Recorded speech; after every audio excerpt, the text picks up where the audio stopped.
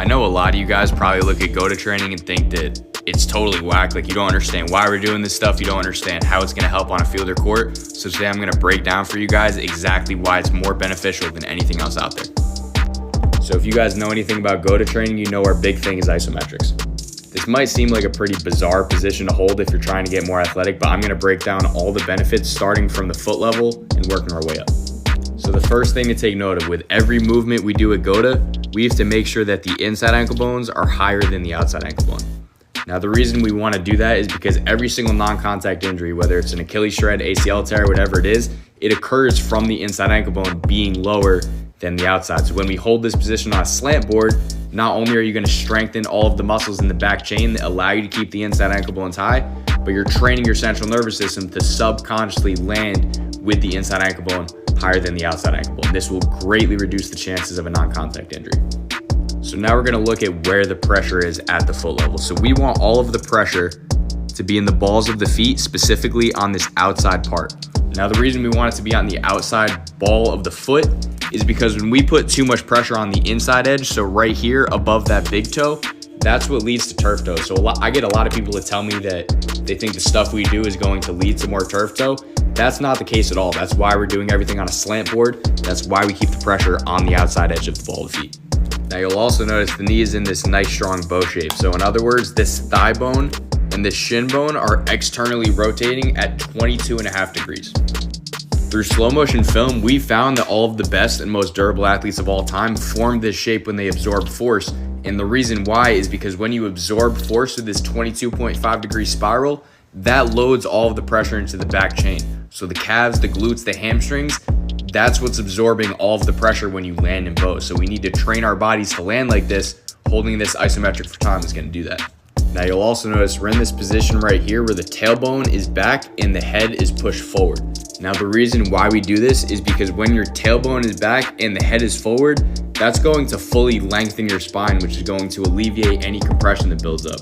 So in other words, when you land with the tail back and the crown forward, because there's no compression, you can properly externally and internally rotate at the hip and foot level. When you could properly rotate, then you could properly load force. So basically, when we hold this position right here, tailbacks, crowns forward, that means we're gonna load force the right way. So I know that was a lot, but pretty much when we're holding this position, we're training our central nervous system to load force the right way. When you can load force the right way, it's going to reduce the amount of injuries that you have. It's gonna decrease the chances of a non-contact injury, and those two things alone are going to make you a better athlete. Today, I'm going to show you guys why every athlete in the world should be doing Goata training. At Goata, we're literally teaching your body to move a certain way in sports. When you move the way that we're teaching, you're going to be much more durable, you're going to limit the amount of day-to-day pain, and you're going to greatly reduce the chances of a non-contact injury. So we're training to make you more durable, but the effect of increased durability is increased athleticism. If you're not in as much day-to-day pain, you're going to move way better. You're going to move faster. You're going to move in your body's most optimal way of moving. On top of that, increased durability is going to allow you to work on your craft more, and that's what truly makes you better at your sport. It's crucial to do this in a way that doesn't affect your movement patterns, but that's a story for another day. So anybody that knows about skills training knows that to get the best results, it's really a numbers game. It's how many hours can you put in. So if you don't have to deal with little aches and pains, and you don't have to take days off, or you don't get that ankle sprain that's going to lead to you having to sit out for a month, imagine how much of an edge you could get on your opponents. You can train more than them because you're way more durable. So the best way to put this is that increasing your durability is going to increase your performance. The way you increase your durability is Goata training. All right, so taking a look at the side view just to get you into position, you want to bring your feet about a foot out from the wall. So right here, and then you want this tailbone to be slightly grazed against the wall. You don't want to be putting too much pressure in the wall, kind of just let it sit there. And then you want to push your head forward. So we call this tail back, crown forward. This is going to promote back chain dominance. So to get yourself into position here, you want your feet about a fist width distance apart. And then we're going to hold this position right here. So you'll notice that these two legs are in this bow shape. So right here, and the reason why we want to work on this is because you're teaching your body to absorb force in the same pattern as the most durable athletes of all time. The most durable athletes of all time landed in bows with the inside ankle bone high. We're trying to replicate that same pattern. So technically speaking, we want this thigh bone and the shin bone to externally rotate at 22.5 degrees. And we want to do this while maintaining inside ankle bone high. So we want this inside ankle bone to stay higher than the outside ankle bone. Maybe most important is properly applying foot pressure. So we want to pressure through this outside ball of the foot. We still want to keep all 5 toe pads on the ground, but we want the majority of the pressure in this area right here. So now we're going to transition this into a single leg movement. So right now, there should be even pressure on both sides. It should be about 50-50. And then what we want to do is shift your head into that opposite column. And then from right here, we're slowly moving the pressure over to here. So right now it's about 60-40. Now about 70-30, 80-20, 90-10, 100% in that left side. And the most important thing when we're doing this is you want to make sure your head stays over this second toe. You want to load pressure into the column, and you want to bring this hip back as much as you can and rotate to really load that bow and make sure that all the pressure is being loaded into the back chain. So then we're going to transition into the other side. Same thing, both feet down, 50-50, 60-40, 70-30, 80-20, 90-10, 100. So we want to slowly transition from column to column, make sure all the pressure is being loaded into the backside. So the longer that you can hold these movements, the better. And the reason why we do this stuff as isometrics is because isometrics are proven to affect movement patterns. The longer that we hold this pattern in the drill, the more likely we're going to be to use those same exact muscles on the field or on the court. So when we hold this position, we're literally training our bodies to land that way. Don't you guys think it's weird that some athletes just can't seem to stay healthy, and then there are other athletes that are just completely indestructible and never get hurt? It's actually not weird at all, and for all these years, the training industry has just been looking at the wrong things. Not to bring you guys back to science class or anything, but if we want to understand why people get hurt, we have to go back to the scientific method. Step number 1 is to observe, which we haven't been doing in the training industry. We know everything there is to know about how the muscles and joints in our body work and how to get those muscles stronger and how to make them more durable, but those are just factors in the actual question. And the question is, why are people still getting hurt even though we know all these things? To get the answers, we have to break down slow motion film, and then the answers are right in front of you. There's a common theme in the people that get hurt, and there's a common theme in the people that don't get hurt. If you watch the film, you'll see that all the least durable athletes of all time, the Anthony Davises, the Zion Williamsons, they all show the same patterns as one another. Those patterns being that they typically like to cut off the inside edge of their foot. So that means that their inside ankle bone drops low, and when that happens, your knee caves in. Oftentimes, their head will also be outside of the column, meaning that it's away from the side that's loaded. The most durable athletes of all time also show the same movement patterns as one another. So they usually keep pressure out of their heels. The pressure goes to the ball of their foot, and they create what's called a bow. So their shin bone and their thigh bones spiral out at 22.5 degrees when they cut. Most importantly, they keep their inside ankle bones high, and they load pressure from a back chain dominant position, meaning that the muscles on the backside, so the calves, the hamstrings, and the glutes, those are the muscles that are absorbing all the force. Their head is also typically in the column, so meaning that the side that's loaded, that head goes right over their second toe. So once we understand what the good movement patterns are, we can train those movement patterns through Goata training. The way we train our body to move in new and different ways isn't through putting on muscle, it's through training the central nervous system, primarily through isometrics. We also have to decompress our ball and sockets in our ankles and our hips so then everything can properly open and close in order to move in the same patterns that the most durable athletes of all time move. More athletes are popping their ACL every single year, so we clearly have to change something. Something's not working. Training our central nervous system as opposed to putting on muscle is the answer. You know what seems totally crazy to me? The human foot has 26 bones, 30 joints, and over 100 muscles and ligaments. The foot is literally the first thing to touch the ground in any athletic movement, and for whatever reason, we do nothing to strengthen the foot and we do nothing to stretch the foot.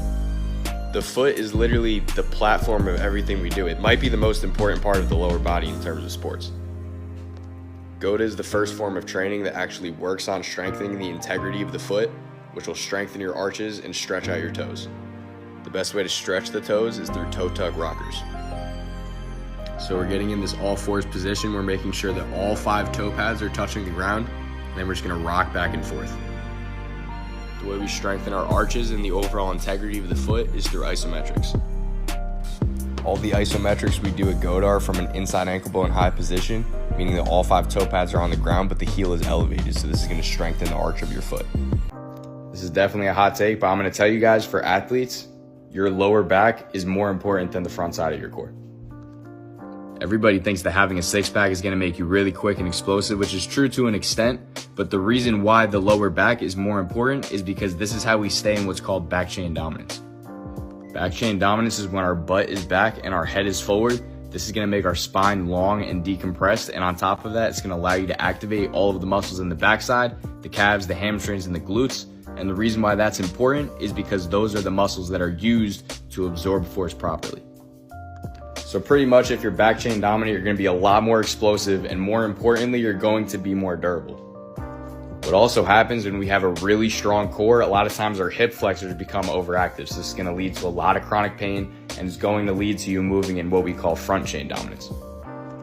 When you're front chain dominant, you're much more likely to get hurt, and you're going to be in more pain on a day-to-day basis. Unfortunately, these trainers do stuff to promote front chain dominance in the weight room, and this is part of the reason why athletes get hurt more and more every single season.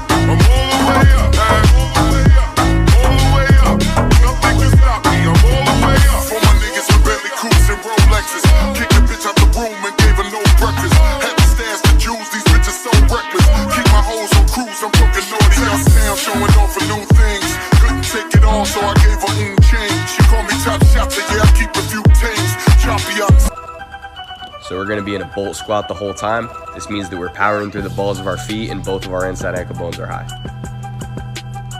Then we're going to put our hands on our knees and we're going to pull the spine forward. So we're lengthening and decompressing the spine, which is going to alleviate pain throughout your entire lower body. Once that spine is straight, we're going right into a calf raise, and we're going to power through the outside ball of the foot. This is going to strengthen the soleus muscle, which is the outside blade of the calf. For this life I cannot change. It is deep off in the vein. Eminem, sweet like candy cane. Drop the top, pop it, let it bang. For this life I cannot change. It is deep off in the vein. Eminem, sweet like candy cane. Drop the top, pop it, let it bang.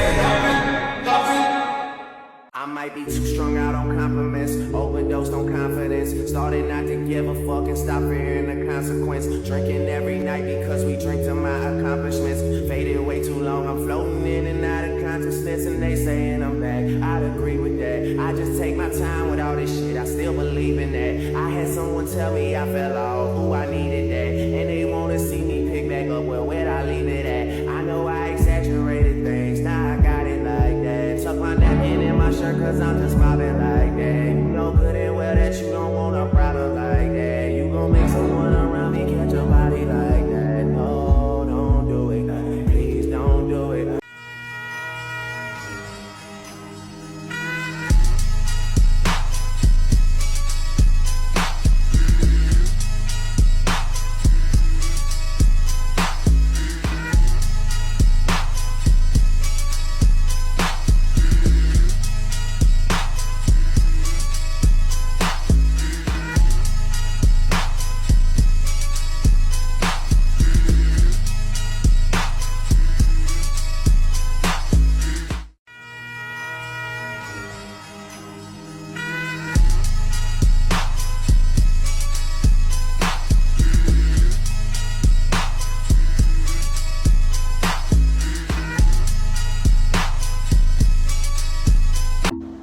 Athletes, what if I told you you could train to move like the best and most durable athletes of all time?